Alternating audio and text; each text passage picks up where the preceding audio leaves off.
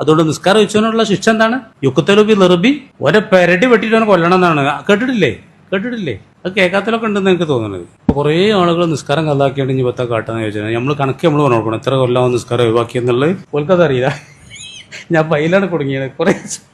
ഇന്നാലും അൽഹംദുലില്ലാ അവർക്കൊരു മനസ്സുള്ള കൊടുത്തല്ലോ, പ്രതീക്ഷ ഉണ്ട്. ഞാൻ അവരോടൊക്കെ അങ്ങനെ പറഞ്ഞിട്ടുള്ളൂ, നിങ്ങൾ ബേജാറൊന്നും വേണ്ട, കൈനത്ര കണക്ക് അള്ളാഹ് വീട്ടി. അള്ളാഹ് വലിയ റഹ്മാനാണ്. നിയമം ഇങ്ങനെയാണ്, എല്ലാം വീട്ടിയിട്ടേ വേറെ പരിപാടിയൊക്കെ പറ്റുള്ളൂ. തറാവിസ്കരിക്കാൻ പറ്റുമോ? എത്ര ചോദ്യമല്ലേ മോള് വേണ്ടിയില്ലേ ആളുകൾ ചോദിക്കുകയാണ്. എന്നാലും ഏറ്റവും ഒരു മാറ്റം ഉണ്ടല്ലോ, നിസ്കരിക്കണം തോന്നിയല്ലോ, പ്രതീക്ഷ ഉണ്ട്.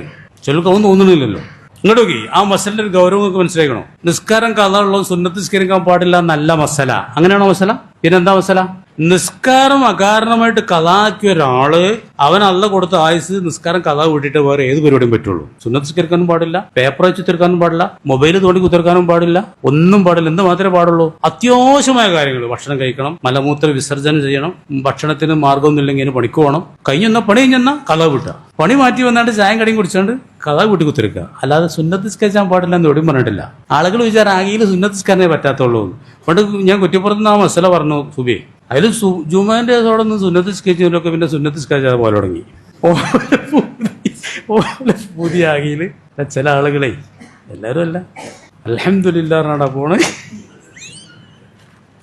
പോലെ വിചാരം സുന്നത്ത് നിസ്കാരത്തിനാണ് പ്രശ്നം എന്നാണ്. സുന്നത്ത് നിസ്കാരത്തിനല്ല പ്രശ്നം, ഒരു പരിപാടിയും പാടില്ല എന്നുള്ളതാണ്. കാരണം വളരെ വ്യക്തമാണ്. ഇതൊക്കെ അല്ലാഹു തആല അതിനും വേണ്ടി തന്നതാണ്. വമാ ഖലഖ്തുൽ ജിന്ന വൽ ഇൻസ ഇല്ലാ ലിയഅ്ബുദൂൻ. ഇതൊക്കെ നിങ്ങൾക്കുള്ളതാണ്. അതുകൊണ്ട് തന്നെ പോത്തിനൊക്കെ നമ്മൾ പിടിച്ചിറക്കണത് നമുക്കുള്ളതാണ്. നമുക്കൊരു പാവോട് കരുതേണ്ടതില്ല. അള്ളാഹ് നമുക്ക് ഇവിടെ സൃഷ്ടിച്ച ജീവികളാണത്. അത് സുജൂദ് ചെയ്യുന്നുണ്ട്. അള്ളാഹ്ക്ക് പോത്ത് അള്ളാഹ്ക്ക് സുജൂദ് ചെയ്യുന്നുണ്ട്.